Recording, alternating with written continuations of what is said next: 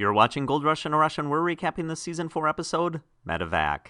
In this episode, you'll see 9 minutes of Todd Hoffman, 11 minutes of Dakota Fred, 12 minutes of Parker SCHNABEL, and 28 minutes of commercials, recaps, and previews. So what happened?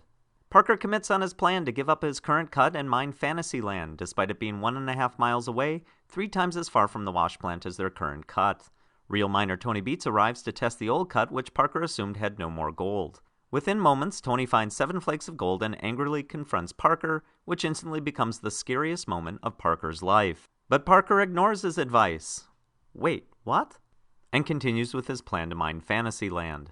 Despite needing to deliver 1 load of pay dirt to the wash plant every 12 minutes, it takes 20. So Parker takes over driving the pay dirt and immediately drives off the road, nearly rolling the rock truck.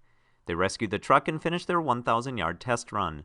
Tony Beets arrives for the cleanout, but is still annoyed that Parker hasn't finished the original cut.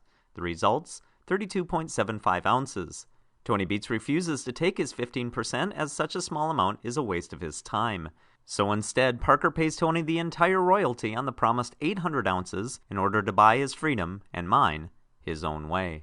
After 3 days of mining their downstream cut, Dakota Fred performs a cleanout and finds 52 more ounces of gold, bringing their total to 182 for the season. But then floodwaters from the mountains turn Porcupine Creek into a raging river and threaten to spill over their levee and flood their mine.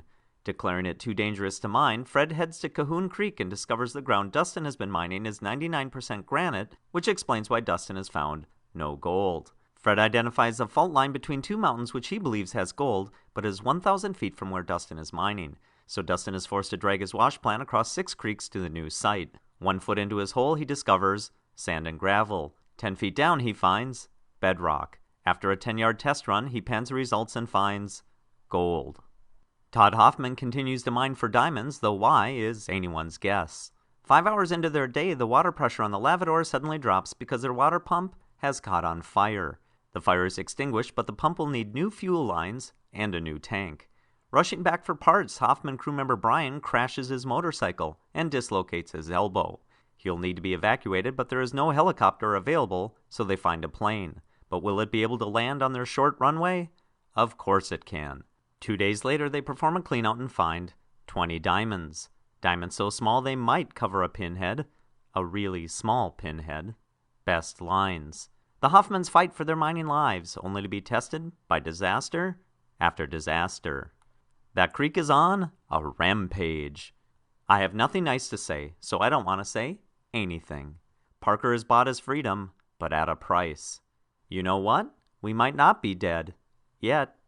Join us next time when we may again see Parker refuse to take Tony's advice, which will undoubtedly start a chain reaction of events leading to the inevitable end of the known universe.